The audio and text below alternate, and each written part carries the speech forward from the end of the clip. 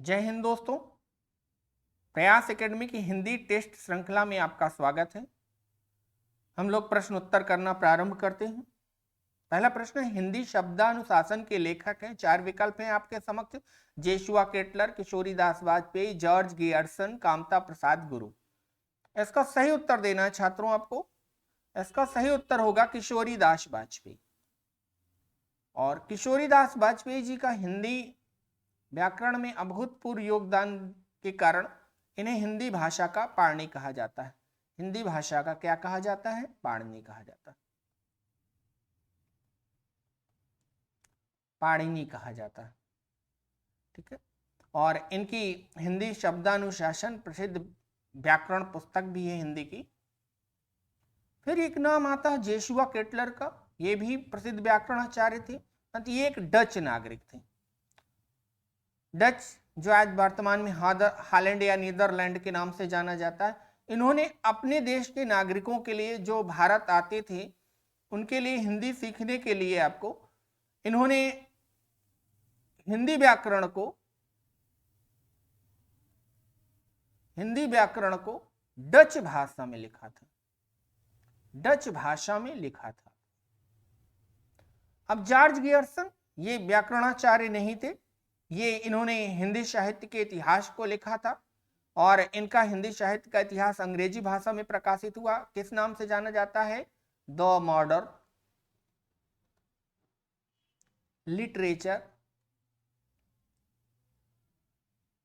Of Hindustan.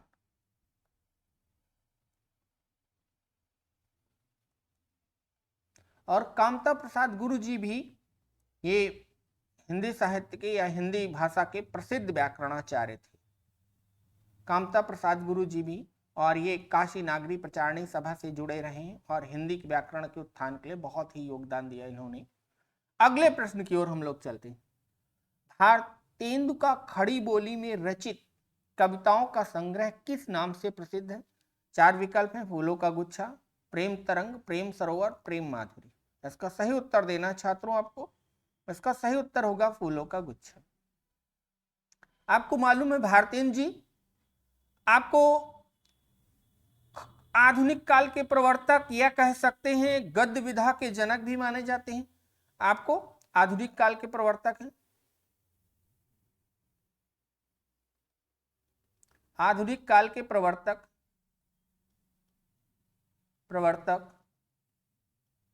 गद्य विधा के जनक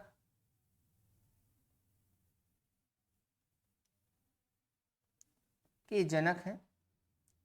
और ये प्रेम तरंग, प्रेम सरोवर इनके अन्य कविता संग्रह हैं, काव्य संग्रह हैं। आपको इन्हीं के हैं, भारतेंदु हरिश्चंद्र जी के ही। अगले प्रश्न की ओर हम लोग चलते हैं। द्विवेदी युग का नामकरण किसके आधार पर किया गया? चार विकल्प हैं आपके समक्ष। इसका सही उत्तर देना है। पहला है हजारी प्रसाद द्विवेदी, सोहनलाल द्विवेदी, शांतिप्रिय द्विवेदी, महावीर प्रसाद द्विवेदी। तो इसका सही उत्तर क्या होगा बच्चों? आपको महावीर प्रसाद द्विवेदी। इसका सही उत्तर क्या होगा? महावीर प्रसाद द्विवेदी। अगले प्रश्न की ओर चलते हैं हम लोग छात्रों। वैदेही वनवास के रचयिता हैं हरिऔध जी, मैथिली शरण गुप्त, रामचंद्र शुक्ल, सोहनलाल द्विवेदी। इसका सही उत्तर देना छात्रों आपको। इसका सही उत्तर होगा हरिऔध, अयोध्या प्रसाद हरिऔध। हरिऔध जी की एक प्रसिद्ध रचना है आपको प्री प्रवास।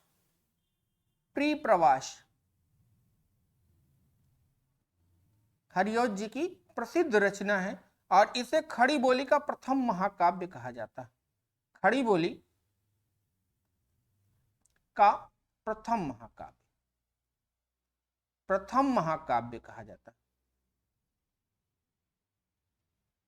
खड़ी बोली का प्रथम महाकाव्य कहा जाता है।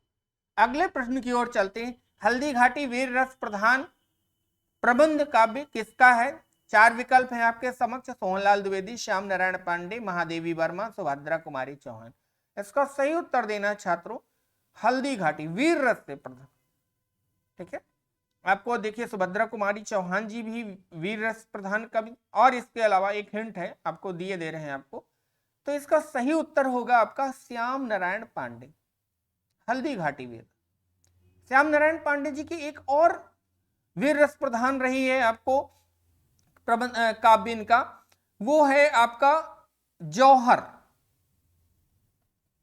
जौहर, सुभद्रा कुमारी चौहान जी भी ये वीर रस से प्रधान थी, इनको बताना है आपको। इनकी प्रसिद्ध कविता क्या है? रानी लक्ष्मीबाई। आपने सुना भी होगा, खूब लड़ी मर्दानी वह तो झांसी वाली रानी थी, रानी लक्ष्मीबाई। रानी लक्ष्मीबाई इनकी प्रसिद्ध कविता है। अगले प्रश्न की ओर चलते हैं छात्रों हम लोग। हाथ डालना मुहावरे का अर्थ होगा हाथ से मौका निकल जाना, हार जाना, किसी काम की शुरुआत करना, कड़ी मेहनत करना। इसका सही उत्तर देना छात्रों आपको। इसका सही उत्तर होगा किसी काम की शुरुआत करना। अगले प्रश्न की ओर चलते हैं छात्रों। गौरव शब्द किस प्रत्यय के योग से बना है? 4 विकल्प है, औ, आयन, आ और कोई प्रत्यय नहीं। इसका सही उत्तर देना है छात्रों आपको। इसका सही उत्तर होगा आ प्रत्यय। ठीक है, ठीक है आपका। और गौरव शब्द है, आप प्रत्यय जुड़ने के बाद कैसा शब्द बन जाएगा आपको? तद्धित प्रत्यय। ठीक है, तद्धितांत शब्द, तद्धित प्रत्यय जुड़ने से तद्धितांत। देखिए आपको अगर क्रिया के साथ जो प्रत्यय जुड़ते हैं वो कृदंत कहलाते हैं, और संज्ञा सर्वनाम विशेषण के साथ जो प्रत्यय जोड़ते हैं वो तद्धित प्रत्यय जोड़ते हैं। अब देख लीजिए इसका मूल शब्द अगर हम करके देखें, इसका मूल शब्द क्या है? इसमें गौरव का मूल शब्द है गुरु, और प्रत्यय हो गया आ। ठीक है, आपको गुरु धन आ प्रत्यय मिलके क्या बन गया शब्द? गौरव। वैसे आपको बताना है इसमें कौन सी संधि है, आपको बताना है कौन सी संधि है? यण संधि है बच्चे। कौन सी संधि है? यण संधि। देखिए ऊ धन आ मिलके क्या हो गया? वा। और आपको मालूम है यण संधि में क्या बनता है? या, वा, रा आपके मुख्य रूप से बनते हैं। अगले प्रश्न की ओर चलते हैं छात्रों हम लोग। अभिराम का शाब्दिक अर्थ होगा निरंतर, अमर, निर्मल, सुंदर। इसका सही उत्तर देना छात्रों क्या होगा? इसका सही उत्तर होगा सुंदर। अभिराम का शाब्दिक अर्थ क्या होगा बच्चों? सुंदर।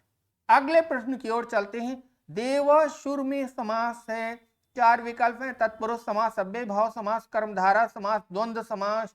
इसका सही उत्तर देना है देवासुर। क्या होगा छात्रों? द्वंद्व समास। देव और असुर दो शब्द हैं, देव और असुर। ठीक है, अब आपको इसमें संधि भी बतानी कौन सी संधि होगी आपको? देव धन असुर, आ धन आ, बड़ा दीर्घ। और समास क्या हो जाएगा? द्वंद्व। द्वंद्व का मतलब होता है युग्म या जोड़ा। जैसे माता पिता, भाई बहन, लिख सकते हैं माता पिता, भाई बहन, एक तरह से कह सकते विलोम है, माता पिता, भाई बहन, पाप पुण्य, पाप पुण्य। ठीक है, आशा करते हैं आपको समझ में आया हो गया प्रश्न। अगले प्रश्न की ओर चलते हैं। बड़े बड़ाई ना करें, बड़े न बोलें बोल। वाक्य में बड़े शब्द है, विशेषण है, संज्ञा है, सर्वनाम है, प्रविशेषण।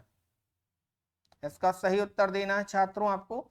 यहां पर बड़े शब्द देखिए, बड़ा है, बड़े बड़ाई ना करें। वैसे बड़ा शब्द तो एक विशेषण, पर वाक्य में बड़े शब्द किसी एक व्यक्ति के लिए इंडिकेट किया गया, तो ये क्या हो जाएगा? संज्ञा हो जाएगा, बड़े बड़ाई ना।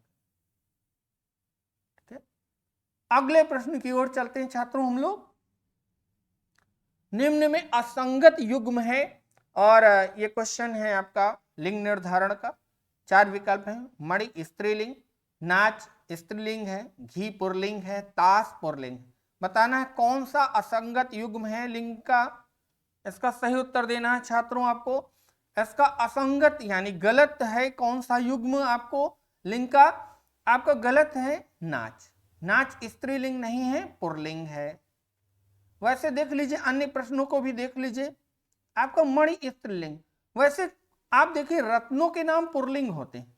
रत्नों के नाम क्या होते हैं बच्चों? पुरलिंग होते हैं आपके। पंत ये कह दीजिए, या फिर आपने मणि को स्त्रीलिंग क्यों? क्योंकि देखिए रत्नों के नाम पुरलिंग होते हैं। जैसे कौन कौन से रत्न हम लोग ले सकते हैं? मोती, पन्ना, हीरा, मूंगा,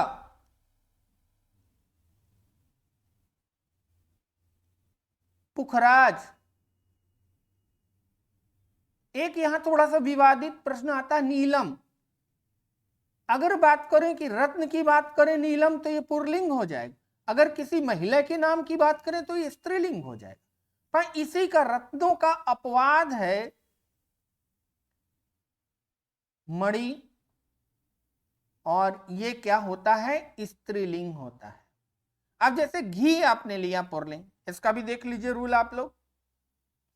घी जितने भी द्रव्यवाचक संज्ञाएं होती हैं, जैसे चाय जैसे कि आपका द्रव्यवाचक संज्ञाएं होती, घी, पानी, दूध, ये सारी क्या हो जाएंगी, पुल्लिंग हो जाएंगे। इसके अपवाद भी हैं। क्या क्या अपवाद हैं आपके द्रव्यवाचक संज्ञाओं के अपवाद, इनको थोड़ा सा ध्यान रखिएगा। जैसे चाय स्त्रीलिंग है, कॉफी बच्चों स्त्रीलिंग है, शराब बच्चों स्त्रीलिंग है, लस्सी बच्चों स्त्रीलिंग से। ज्यादातर द्रव्यवाचक संज्ञाएं बच्चों क्या होती हैं, पुल्लिंग। परंतु ये चार शब्द हैं मुख्य रूप से, चाय, कॉफी, शराब, लस्सी, ये क्या हो जाएंगे, ये बच्चों क्या हो जाएंगे, स्त्रीलिंग हो जाएंगे। इनको जरूर याद कर लीजिए आप लोग। वैसे एक प्रश्न हम आपके समक्ष रखना चाहते हैं आपको, जैसे नाच स्त्रीलिंग होगा कि पुल्लिंग होगा, ताश स्त्रीलिंग होगा, किस आधार पे। वैसे हिंदी में जो लिंग निर्धारण है प्रयोग और अर्थ के आधार पर किया जाता है आपको, ठीक है। प्रयोग और अर्थ के आधार पर हम प्रयोग करके देखें। ताश आप देख लीजिए, ताश खेली जाती है, ठीक है। ताश खेला जाता, सारी खेली जाती नहीं, ताश खेला जाता है। नाच किया जाता है,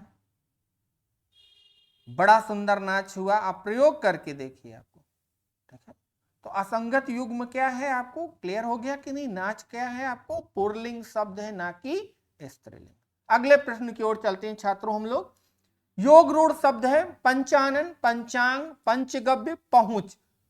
आपको इसका सही उत्तर देना है छात्रों। इसका सही उत्तर क्या होगा, योग रूढ़ शब्द पूछा है, क्या होगा छात्रों, पंचानन। देख लीजिए योग रूढ़, एक थोड़ा सा देख लीजिए, रचना या आपका रचना के आधार पर शब्दों के तीन भेद होते हैं। आपका रूढ़ शब्द, योग रूढ़ शब्द, यौगिक शब्द। रूढ़ शब्द जिनके खंड न हो, जैसे आप लिख सकते हो पानी, दूध, यानी अगर इनका हम खंड कर देंगे तो कोई अर्थ नहीं निकलेगा आपको, ये योग से नहीं बनते हैं, इनके खंड सार्थक नहीं होते हैं। नल, जल। अब योग रूढ़ शब्द देखिए जो बहुब्रीहि समास के उदाहरण होते हैं, यानी कि शब्दों के योग से यौगिक शब्द भी बनते हैं, ठीक है। पर इन योग रूढ़ का दूसरा अर्थ निकलता है। जैसे हम यौगिक शब्द में लिख लेते हैं सेनापति, और यहां पर देखिए पंचानन लिखा आपने, गजानन लिख लें गणेश जी के लिए, आपको चंद्रशेखर लिख लें, लंबोदर लिख लें, लंबा है जिसका उदर, गणेश जी, ठीक है ना। चंद्रशेखर लिख लें, बहुत सारे शब्द जितने आपके बहुब्रीहि समास, जिनका इशारा यानी ये शब्द मिलके किसी तीसरे का आपको बन जाते हैं पर्याय, वो आपको, जैसे दशानन, दशानन भी लिख सकते हैं आप लोग, दशानन मतलब रावण। जैसे पंकज लिख सकते हैं, पंकज मतलब किसका पर्याय है, आप पंकज, पंकज लिख ले, एक कमल का। तो जितने पर्यायवाची शब्द होते हैं मुख्य रूप से बहुब्रीहि समास का उदाहरण होते हैं, वे आपके योग रूढ़ शब्द होते हैं। यौगिक शब्द में आप लिख सकते हैं सेनापति, विद्यार्थी, विश्वविद्यालय,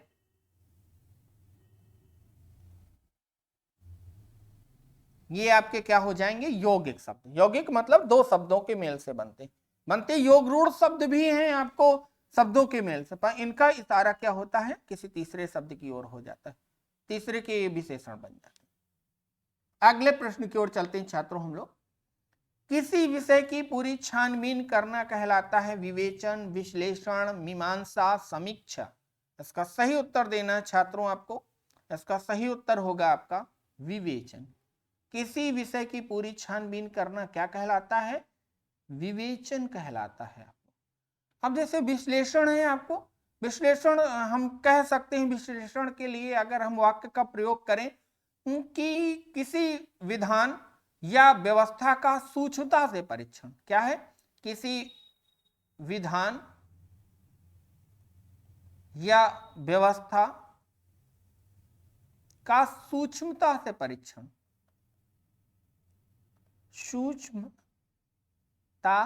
से परीक्षण क्या कहलाता है, विश्लेषण।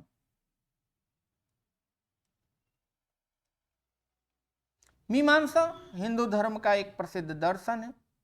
अब समीक्षा है, जैसे किसी व्यक्ति की गुण देशों की का अध्ययन करना ही एक तरह से समीक्षा कहलाता है।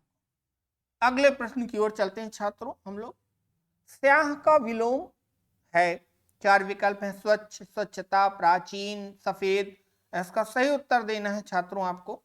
अगर आपका स्याह का अर्थ आपको क्लियर हो जाए, स्याह का अर्थ होता है आपका काला, तो आपको निश्चित है विलोम क्लियर हो जाएगा। काला का क्या हो जाएगा बच्चों, सफेद। अगले प्रश्न की ओर चलते हैं छात्रों हम लोग। अकर्मक क्रिया का उदाहरण है आपको, ठीक है। 4 विकल्प हैं, पढ़ना, लिखना, हंसना, इनमें से कोई नहीं। इसका सही उत्तर देना है छात्रों।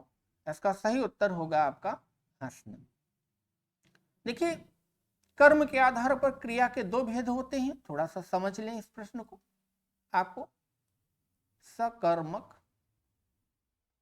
अकर्मक,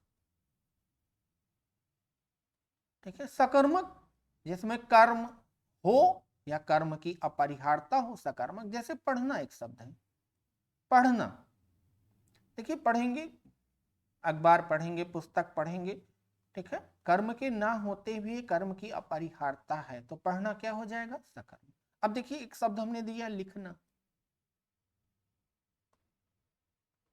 ठीक है। लिखना, आप कुछ ना कुछ लिखेंगे, वाक्य में प्रयोग करते हैं। जैसे मोहन लिखता है, अगर कह दे मोहन पत्र लिखता है, तो पत्र क्या हो जाएगा, कर्म हो गया। और कह दे लिखता है, तो यहां पर क्या है, कर्म छुपा हुआ, परंतु ये क्या है, सकर्मक है, ठीक है ना। अब अकर्मक के देख लिए, हंसना, हंसता है, क्या हंसता है, कोई कर्म नहीं है, कर्म की कोई आवश्यकता नहीं है। सोना, जैसे बच्चा सोता है, पर कोई कह दे बच्चा पलंग पे सोता है, तो पलंग कर्म नहीं है, वह आधार है उसका बच्चा। उड़ना, ये भी अकर्मक क्रिया का बच्चों उदाहरण। आशा करते हैं यह प्रश्न आपको समझ में आया होगा। अगले प्रश्न की ओर चलते हैं छात्रों हम लोग। जीवन का समानार्थी नहीं है, 4 विकल्प है, प्राण, पानी, जिंदगी, जीवन दान। इसका सही उत्तर देना है छात्रों आपको। इसका सही उत्तर होगा जीवन दान। समानार्थी नहीं है, ये तीनों शब्द आपके जीवन के समानार्थी हैं, प्राण, पानी, जिंदगी, जीवन दान नहीं। अगले प्रश्न की ओर चलते हैं छात्रों। विश्वामित्र का संधि विच्छेद होगा, 4 विकल्प हैं, इसमें सही का चयन करिए छात्रों आप लोग। क्या होगा, इसका सही उत्तर होगा आपका विश्व धन अमित्र। एक प्रश्न आपसे पूछ रहे हैं, देखिए विश्व आ धन आम किस संधि का उदाहरण हो जाएगा, दीर्घ का उदाहरण हो जाएगा बच्चों। दीर्घ किस संधि में, स्वर संधि। अगले प्रश्न की ओर चलते हैं छात्रों। विरध शब्द का पर्यायवाची होगा वृक्ष, पौधा, बीज, मूल, यश, ख्याति, विरही, वियोगी। इसका सही उत्तर देना है छात्रों आपको। इसका सही उत्तर होगा आपका यश और ख्याति। अगले प्रश्न की ओर चलते हैं छात्रों। संविधान के किस अनुच्छेद में संसद की भाषा से संबंधित उल्लेख है।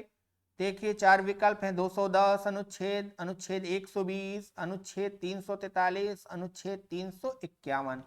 छात्रों बताना है इसका सही उत्तर क्या होगा। बहुत अच्छा, देखिए संविधान का भी क्वेश्चन आ गया और हिंदी भाषा से भी आपका इसका संबंध है आपको। तो इसका सही उत्तर क्या होगा बच्चों? संसद की भाषा का उल्लेख है संविधान के किस अनुच्छेद में? अनुच्छेद 120 में। अन्य अनुच्छेदों को भी देख लेते हैं, इनका भी संबंध कहीं ना कहीं भाषा से ही है। आपको देखिए याद होगा अनुच्छेद 343, ठीक है ना। हिंदी को अनुच्छेद 343 के तहत राजभाषा का दर्जा दिया गया है। क्लियर हो गया बच्चों? बहुत चर्चित क्वेश्चन है आपका ये 343। अब देखिए 210 के विषय में देख लीजिए। 210 कहीं ना कहीं विधानमंडल में प्रयोग की जाने वाली भाषा से संबंधित है। विधानमंडल में प्रयोग की जाने वाली भाषा से संबंधित है। प्रयोग की जाने वाली भाषा से संबंधित है आपको अनुच्छेद 210। 2 बार प्रयोग लिख गया है, थोड़ा सा देख लें। विधानमंडल में प्रयोग की जाने वाली भाषा से संबंधित है। देखिए अनुच्छेद 351 है बच्चों। अनुच्छेद 351 में क्या है आपका, थोड़ा सा देख लीजिए। इसमें संघ की ड्यूटी के विषय में बताया गया है। क्या ड्यूटी के विषय में बताया गया है? संघ के द्वारा हिंदी भाषा के प्रचार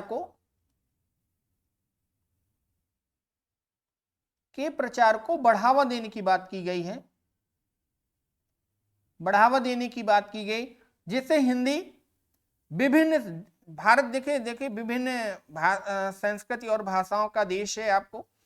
तो विभिन्न संस्कृतियों के मध्य आपको एक अभिव्यक्ति का माध्यम बढ़ावा देने की बात कही, जिससे विभिन्न सभ्यता, संस्कृति और राज्यों या व्यक्तियों के मध्य क्या है, ये अभिव्यक्ति का माध्यम बन सके।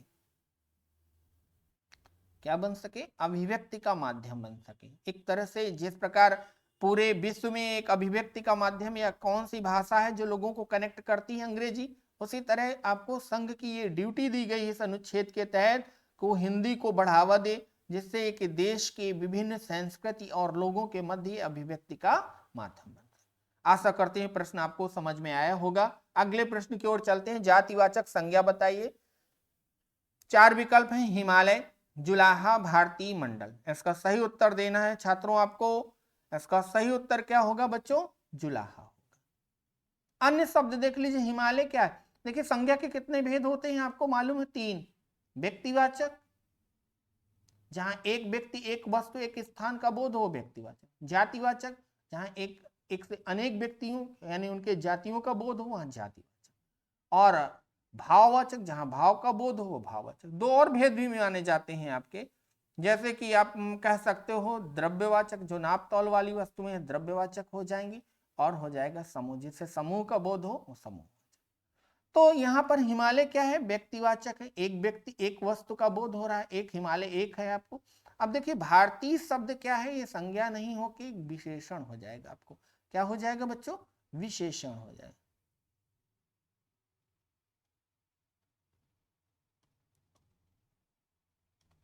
ये विशेषण हो जाएगा। देखिए भारत, और इसमें आपको प्रत्यय लगा दिया गया है ई प्रत्यय। भारत शब्द क्या हो जाएगा? ये संज्ञा हो जाएगा व्यक्तिवाचक, और इसमें ई प्रत्यय लगा के इसको क्या बना दिया गया है? विशेषण बना। मंडल आपको समूहवाचक, संज्ञा का भी समूह, मंडल, गुच्छा, सेना, पुलिस, ये आपको समूहवाचक। अगले प्रश्न की ओर चलते हैं। सीधी रीढ़ का आशय आत्मनिर्भर होना, सीधी बात कहना, स्वावलंबी और स्वाभिमानी होना, अभिमानी। इसके 4 विकल्प दिए गए। इसका सही उत्तर छात्रों आपको खोजना है। इसका सही उत्तर होगा स्वाभिमानी और स्वावलंबी होना। अगले प्रश्न की ओर हम लोग चलते हैं। किस शब्द में 2 प्रत्ययों का प्रयोग हुआ है? आपको शब्द है वास्तविकता, ज्ञानवान, विशेषण, विचारधारा। इसका सही उत्तर देना छात्रों आपको। इसका सही उत्तर क्या होगा? वास्तविकता। देख लीजिए आपको इसके प्रत्ययों के विषय में। मूल शब्द क्या है? वास्तव। और इसमें देखिए कौन सा प्रत्यय लगा है? आप देख लीजिए, इक प्रत्यय लगा है, तो वास्तविक हो गया। और बाद में क्या लग गया, वास्तविकता हो जाएगा। तो इसमें दो प्रत्ययों का प्रयोग किया गया। अन्य में देखिए ज्ञान और प्रत्ययमान। विशेषता प्रत्यय, विचार धारा। अगले प्रश्न की ओर चलते हैं छात्रों हम लोग। अगला प्रश्न है, केंद्रीय हिंदी संस्थान का मुख्यालय कहाँ है? इसका सही उत्तर क्या होगा छात्रों? चार विकल्प हैं। का मुख्यालय कहाँ होगा? आगरा, दिल्ली, जयपुर, लखनऊ। केंद्रीय हिंदी संस्थान का मुख्यालय, तो इसका सही उत्तर क्या होगा छात्रों? आगरा। आगरा। इसकी स्थापना कब की गई थी? 1960 में बच्चों की गई थी। इस संस्था का भी उद्देश्य हिंदी भाषा को बढ़ावा देना और देश की प्रमुख भाषा को के रूप में हिंदी को सक्षम बना। अगले प्रश्न की ओर चलते हैं छात्रों हम लोग। वर्णमाला के रचनाकार हैं, चार विकल्प है। स्वयंभू, राजा शिव प्रसाद सितारे हिंद, लल्लूलाल सदलमित। इसका सही उत्तर देना है, वर्णमाला के रचनाकार कौन है छात्रों? राजा शिव प्रसाद सितारे हिंद।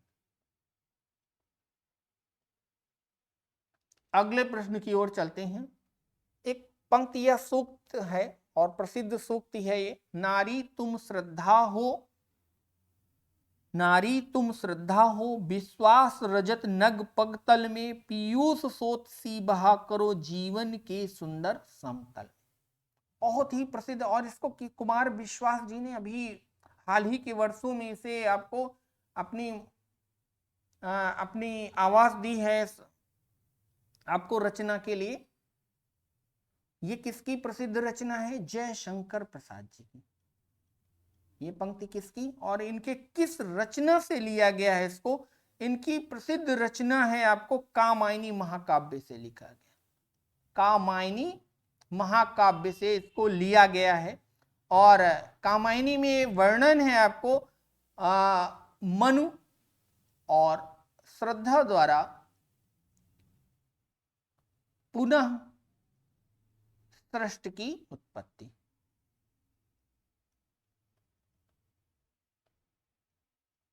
पुनः सृष्टि। तो कामायनी से प्रसिद्ध रचना ली गई है आपको नारी तुम श्रद्धा हो।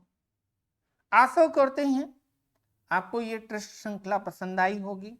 अगर पसंद आई हो तो प्लीज बच्चों लाइक करें, शेयर करें और अपने दोस्तों के साथ इसको बांटें भी। और हमारे चैनल को अच्छे वीडियो पाने के लिए प्लीज सब्सक्राइब करें। धन्यवाद।